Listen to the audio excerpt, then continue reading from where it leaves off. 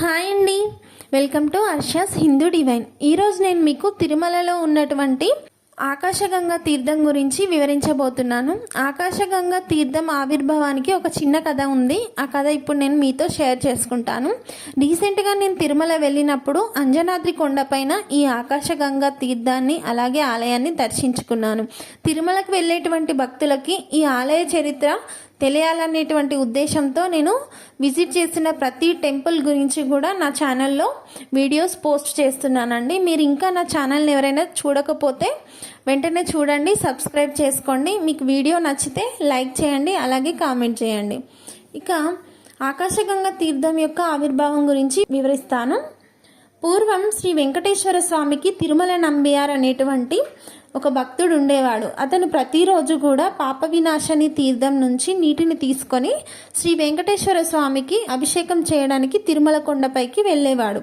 అలా రోజులు గడుస్తూ ఉండగా వృద్ధుడైపోతాడు. ఇదంతా కూడా ప్రతిరోజు స్వామివారు గమనిస్తూ ఉండేవారు. తాను ఎంతో కష్టపడి పాప వినాశని నుంచి నీటిని తీసుకొచ్చి స్వామివారి యొక్క అభిషేకాన్ని చేసేవాడు. ఇలా చూస్తూ ఉండగా ఒకరోజు స్వామివారికి నంబియార్ పైన జాలి వేసింది.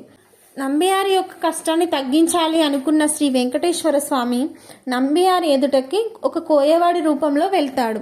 నాకు చాలా దాహంగా ఉంది, కొన్ని నీటిని నాకు ఇస్తావా అని నంబియార్ని వెంకటేశ్వర స్వామి అడుగుతాడు. కోయవాడి రూపంలో ఉన్న వెంకటేశ్వర స్వామిని నంబియార్ గుర్తించాడు. నేను స్వామివారి యొక్క కైంకర్యాల కోసం ఈ నీటిని పాప వినాశని నుంచి తీసుకెళ్తున్నాను అని బదులిస్తాడు. అప్పుడు వెంకటేశ్వర స్వామి తన చేతిలో ఉన్న బాణంతో కుండను పగలగొట్టి నీటిని తాగుతాడు.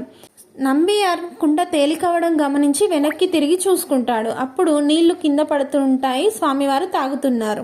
వెంటనే నంబియార్ కళ్ళల్లో నీళ్లు తెచ్చుకొని, నేను ఎంతో కష్టంతో పాప వినాశని నుంచి ఈ నీటిని స్వామివారి యొక్క అభిషేకానికి తీసుకెళ్తున్నాను, నీవు ఈ విధంగా కుండను పగలగొట్టి నీళ్లు తాగడం భావ్యమేనా అని అడుగుతాడు. దానికి స్వామివారు నంబియార్ యొక్క వినయాన్ని చూసి చాలా సంతోషిస్తాడు.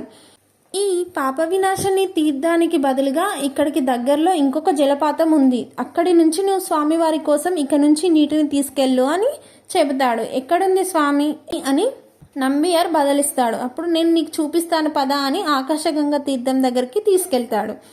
ఆకాశగంగా తీర్థం దగ్గరికి వెళ్ళిన తర్వాత నంబియార్, నా దగ్గర ఇప్పుడు కుండ లేదు, నేను ఏ విధంగా నీటిని తీసుకెళ్ళాలి అని ఏడుస్తాడు.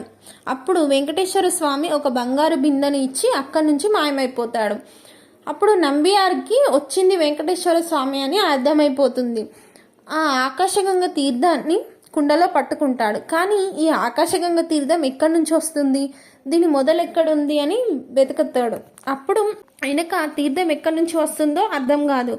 ఆకాశం నుంచి జలపాతం పడుతుంది కాబట్టి ఆకాశగంగా అని ఆ తీర్థాన్ని పిలుస్తాడు. ఇక అప్పటి నుంచి ఆ స్థలానికి ఆకాశగంగా అనే పేరు స్థిరపడిపోయింది. అలాగే ఈ ఆకాశగంగా తీర్థానికి సమీపంలో అంజనాదేవి మరియు బాలహనుమంతుని యొక్క ఆలయం కూడా ఉంటుంది. అంజనాదేవి హనుమంతుని యొక్క జననం కోసం ఇక్కడ కూర్చొని తపస్సు చేసింది అని చెబుతుంటారండి. అందుకే ఇక్కడ అంజనాదేవి మరియు బాలహనుమంతుని యొక్క ఆలయాలు ఉన్నాయి. అంజనాదేవి హనుమంతుడిని ఒడిలో కూర్చున్న విధంగా విగ్రహం ఉంటుందండి. ఇక్కడ ఆకాశగంగా తీర్థానికి వెళ్ళినప్పుడు మీకు కనిపిస్తుంది, అంజనాదేవి ముందు చిన్ని హనుమంతుడు ఉంటాడండి. ఈ ఆకాశగంగా తీర్థం కూడా అంజనాద్రి కొండపైనే ఉంటుంది. మీరు ఎప్పుడైనా తిరుమలకి వెళ్తే తప్పకుండా ఆలయం యొక్క చరిత్ర తెలుసుకోండి. ప్రతి ఆలయాన్ని దర్శించడం ఎంత ముఖ్యమో ఆ ఆలయం యొక్క చరిత్రను తెలుసుకోవడం కూడా చాలా ముఖ్యమండి. కాబట్టి ప్రతి ఒక్కరు కూడా మీరు విజిట్ చేసిన ప్రతి టెంపుల్